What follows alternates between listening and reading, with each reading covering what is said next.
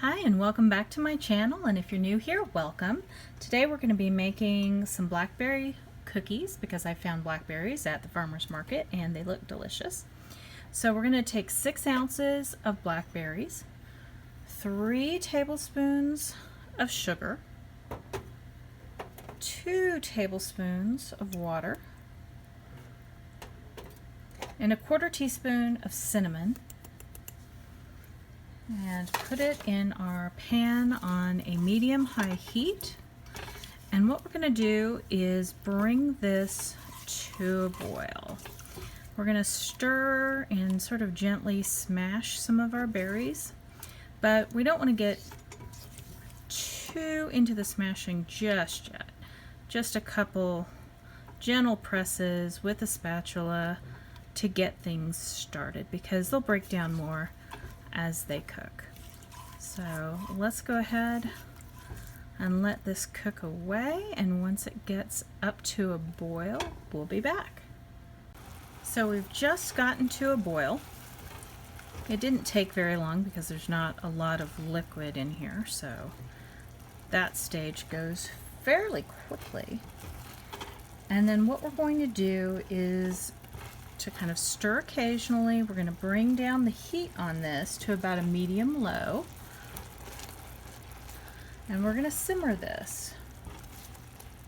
Now it's going to take about 10 minutes, and what you're going to do during that 10 minutes is sort of stir occasionally and press those berries in. Now what I'm going to do is take a potato masher.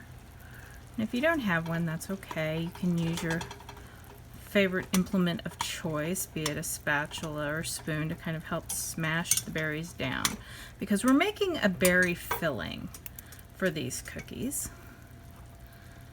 And you just want to gently smash it. You don't need to get very aggressive at this point. Okay, so we're going to let this simmer for about 10 minutes. And we're just going to stir on occasion, smash on occasion, and come back. So it's been 10 minutes of stirring and gently smashing and getting our berries to reduce into this jammy little filling. As you can see, there's definitely less volume here than when we started, but that's what we're aiming for. You want to have about a 1/2 cup of filling, and that is roughly what we have here. So I'm going to take this off of the heat. I'm going to let this cool completely because you don't want to apply this hot jam to your cookie dough. So just go ahead, take it off the heat, maybe put it in a bowl to let it cool, and we will go and get started on the dough. Before we start making the dough, we're going to prep a piece of parchment paper. Now, the dough is going to be rolled out to about 8 by 12. I'm not really great at visualizing the size, so I've made little marks in pencil on the wrong side of the parchment paper, so that way when I roll it out, I can still see the marks through the paper on the other side. And that way I have some guidelines as to how to roll this out and try to get the best shape that I possibly can. Now, your parchment paper may have grid lines on it. You may still want to darken it, darken yourself a couple corners on the wrong side, so that way it's a little bit easier to get the right dimensions when you're rolling it out. We're going to start preparing our dough. I have a stick of butter, 8 tablespoons, that has been sitting out so that it's nice and soft. It's not melty, it's just room temperature soft. I'm going to add 3/4 of a cup of white sugar to this. And we're going to beat this on a medium-high until the butter and sugar is nicely creamed together and is nice and fluffy. So we're going to cream this for about 3 to 5 minutes. Let's get started. While our butter is getting all nice and fluffy, we're going to go and prep the dry ingredients. I'm going to take a teaspoon of baking powder and a 1/4 teaspoon of kosher salt, and Add that to 1 3/4 cups of flour. I'm going to give this just a quick little stir with the whisk to get everything nicely incorporated, and so that there's not really clumps of salt or baking powder inside your flour. Okay, so now that we have that ready, we'll go back and get our butter ready to go. So it's been 5 minutes. Our butter is nice and fluffy, and we're going to go ahead and add a teaspoon of vanilla. I just sort of eyeball that. A teaspoon of almond extract, and 1 egg. And we're going to go ahead and beat that on medium for just a little bit longer, get everything incorporated. So I've given that just a moment in the mixer, and I'm going to scrape down the sides a little bit because it's very liquidy in the center, and I want to make sure it's getting all together. I don't want it to be runny in parts and stiff in parts. We want this to sort of be an even texture. So we'll go ahead, scrape it all down, let it run for just another minute or so to make sure everything is put together. So I gave it just another minute, and it's a much better texture. You don't have quite the wet and runny in the middle anymore. So at this point we can start adding our flour mixture in, and I want to advise to kind of do it slowly. Again, you don't want the big floof of flour that comes up, so I'm going to start this with just a little bit while it's not running. Raise this up and get it going. And I just usually put this on stir or low as I do this because we don't want everything to spray out. Oops, sorry, hit the thing. Go ahead, put in a little more. Again, you don't need to do this all at once, otherwise it's going to end up everywhere. Been there, done that a lot. You would think I'd learn. Stir it a little bit more.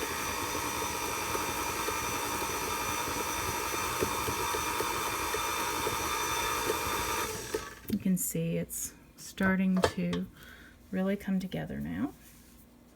Put this in here, kind of scrape the sides a little bit. It's always good to scrape the sides of your bowl. Gets everything back to where it needs to be. And we'll just finish pouring this in. Got a little bit on the counter. Oh well. There are worse things in life than a little spillage.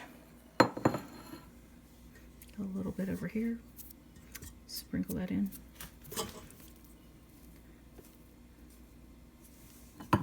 Okay. Let it stir just a little longer.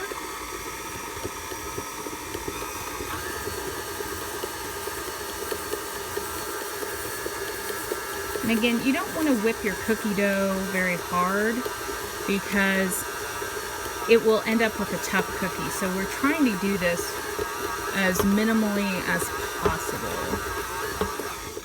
Okay. So you can see we have a nice dough forming. There's some crumbs at the bottom, but I'm just going to work that in by hand, so that way we're not going to beat the entire thing of dough over and over and over again. You can just go and scoop it and work it together with your hands to make it easier. Now we're getting set up to roll out our dough. I have that piece of parchment that I showed you before with the little markings on it, and the pencil side is down. We don't want any kind of pencil in our cookies, so I'm going to sprinkle just a hint of flour so it doesn't stick too much. I'm also going to take a little bit of flour and flour my rolling pin. This is actually my grandmother's rolling pin, and it has seen a lot of use through the years, so it is a favorite of mine.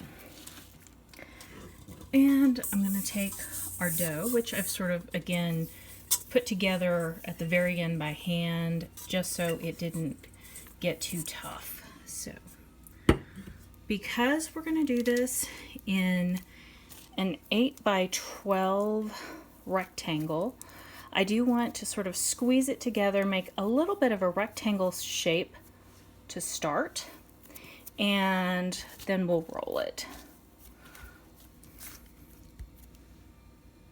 Now I have this nice little rectangle kind of patted out. We're going to try to keep that rectangle shape. Now, I don't know if you can see the markings very well. This is the short end and then the long end. So we're going to try to work it so that we keep it in sort of an even shape, an even thickness. You know, just kind of work with it a little bit, because you don't want to end up with major lumps in it. So, like here, it's already at the edge, so I may decide to go ahead and push it a little bit, so that way I keep it coming in the right direction, and I can work it this way. The other nice thing about having this on parchment is you can rotate your parchment paper as you roll things out. So that way, you know, if you just want to work a section a little closer to you, be able to look at it a little easier, you can do that. So I often will rotate my parchment as I'm rolling it out. It's a little easier than using my silicone mat, just because this is something a little smaller in size, a little more manageable. If I need something big, I have a big Silpat to use, but we don't really need that here. Just a little piece of parchment will do, especially because we're going to use this parchment to help us roll up the cookies and get that pretty spiral design. Now, this is looking a little thick right here. So we need to go and roll this in a manner to break up that thickness, but I don't want it all going to one side. That's why I have these lines to help me, because that way I know if I'm going in the right direction, if I'm going too far, if it's just getting too thick in one place. You can kind of roll all the way over to get the thickness. You can kind of scrunch things in a little bit. So you really are trying to get an even thickness across your dough. And you can see, like, this corner, I'm not hitting that corner yet. So I'm going to have to move this dough a little bit to get that to work. So we're going to go and sort of work it from the center where I have a little more thickness to work with and get it out here. And again, I don't want these edges to be super thin, so keep an eye on your edges. You know, you're trying to get this very even. It takes, you know, a while to kind of get your feel for how to work dough, but eventually it comes to you. And it just takes a little bit of patience and looking at what you're working with. You know, most of us have used Play-Doh since we were children. This is not that far off in concept. So again, we're trying to get this 8 by 12. So I'm working the middle out a little bit because it is still a little thick there. I've got this corner that I'm trying to get to. It doesn't need to be perfect. I'm not aiming for perfection here, but I am just trying to get even and get the coverage so that way we can get, you know, a nice roll of these cookies. And again, down in here, you can see I'm pretty close. This one, got it squished and covered. This is about right. I'm gonna just move a little bit of this over, a little bit over here, kind of keep it nice and flat, nice and even. Okay, so we've got our roughly 8 by 12. Now, what I'm gonna do, as I've mentioned before, I am not always the best at visualizing the distance. So, tape measure. Some people are better at this than I am. So what I'm going to do is I'm going to move this so you can see it better. I'm going to take my tape measure because we want about a 2-inch edge. I'm just sort of gently marking with a knife.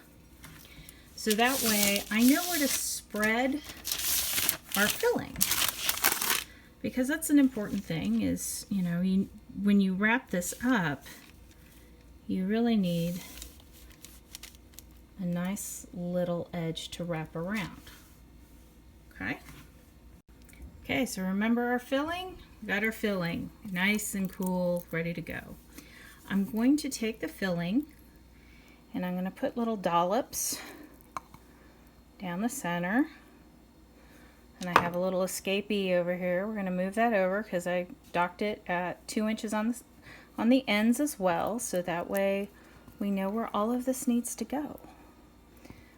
And this was probably a little more than a half a cup. That was sort of our end goal, but we're just going to take this and smooth it out.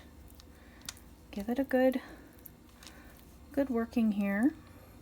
And just be gentle. You don't want to tear up your dough in the process. And just smooth it out to cover that area that we marked. It's a little thick and chunky, so you know, you might have some little thinner patches than others. That's okay. Because, you know, we have little bits of blackberry goodness that are going to spiral through our cookie. So, give this just a gentle hand. Bring it out to those markings. This is why I like marking it, so that I don't really question the shape as I'm doing it. I have a guideline, I know what to follow. And so, if you're not someone that can visualize things, you know, super easily and go, oh yeah, that's a 6x6 square. You know, that's okay. Just mark it. Help yourself. Don't stress about these things. Just help yourself. And I got to get it in the little bitty corner here. It's a little bare right over here, so I'm going to try to work that a little bit. But other than that, I think we have it nice and covered. Hooray. Now we're going to use our parchment paper to help us here, because we want to make a nice little spiral. I'm going to turn this up a little bit at the edges. We're going to have sort of that cookie bit in the middle, sort of the cookie center, and you're just going to roll it gently with your fingers along the long side. Okay? Gently, get that initial bit in, okay? And then you sort of lift it and roll it and keep sort of pressing gently to get this to where it needs to be. Again, sort of lift, roll. And it's okay. It's looking a little cracked. That's okay. It's not coming through. It's a good 1/4 of an inch thick. It's okay. Don't worry about it. But again, lift and just sort of roll it. Let the parchment paper help you. Okay, just tug it. It helps it move. Okay, just keep going. Don't do this in a hurry. Just sort of lift and press. Okay, so we have our nice little log all ready to go. And what we're going to do is we're going to wrap this in some cling wrap. So let me get that. So I've repositioned our log so that way we can gently take it and move it over to a piece of cling wrap. We're going to wrap this in the cling wrap so that way we can pop it in the refrigerator for a few hours and let it firm up a bit, because right now it's really soft and we want to be able to slice nice little slices out of this to make pretty little cookies. So we're going to put this in the refrigerator for about 4 hours and just let it chill and firm up. It's been 4 hours. We have our little roll of cookies ready to be sliced. Now you'll remember that there was sort of that 2 inches that we didn't have the jam in. That's just to give us a little bit of a barrier. So we're going to cut that off because you'll see no swirl. That's sad. There's not a lot of swirl here either. So what we're going to do is trim that just a little bit more. Oh, we have the beginning of swirl. So we are not going to waste this. We will bake it. It's just not going to be as pretty. But here you can see we have our swirl going. We're going to cut this in about 1/4 inch segments. You don't need to be exact, but I will warn you to just handle the dough lightly. You don't want it to really get too warm and too sticky. So in the interest of keeping it kind of cold, don't handle it too much, and we'll just try to work quickly. Now, I have lined a cookie sheet with parchment, and part of the reason for that is, again, this little jammy bit. It's going to come out on your cookie sheet. It is going to stick to your cookie sheet. So, in the interest of your own sanity, I highly recommend putting parchment down on your cookie sheet, because otherwise your cookies are going to stick. Now, as you can see, I'm getting a little bit of a jam situation, so I have a towel over here that we're going to wipe the knife off on. And you can do that with each slice, but I'm not going to be that particular. Ooh, this one's really nice. It's got a lot of little berries coming. We have the oven heating at 350. So just a nice even temperature. Again, this one's kind of got that whole jammy situation going on. You do want to space these out some on your cookie sheet. You don't want them to be fully on top of each other. And they smell so good. They have sort of that almondy smell from the almond extract in there.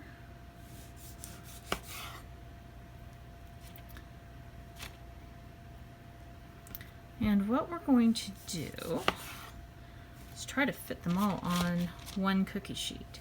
Now, if you need to use 2 cookie sheets, that's okay. Just go ahead and rotate them through the baking process. Because sometimes if one has been sitting on the top rack, the other's been sitting on the bottom rack, one is really, really overdone and one is not. And so we need to rotate a little bit. Sometimes you rotate front to back as well. My little towel is looking like I've committed a crime. So also as you cut them out, you'll see like some have a little bit more of a smear on them than others. And so be sure to, put the pretty side up. Put the pretty side up. So I've got as many as are going to fit on my cookie sheet. I'm going to move that over so you can see better what we're going to do with these.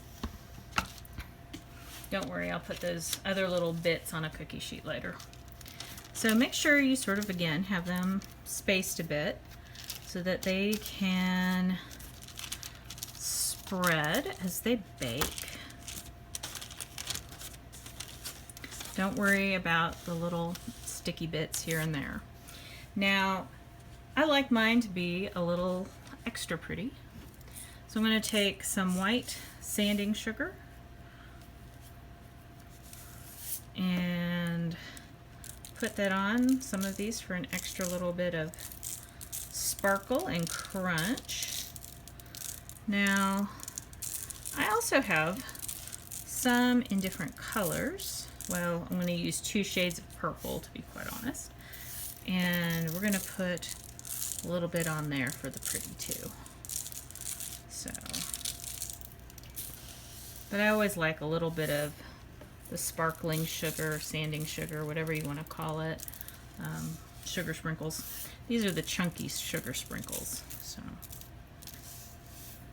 they just sort of give it a little extra crunch and make you feel extra fancy. Okay, so this color is an ultraviolet, or so they say. Don't know. Has a little bit of a purple and pink quality to it. I don't know if you can see. So we'll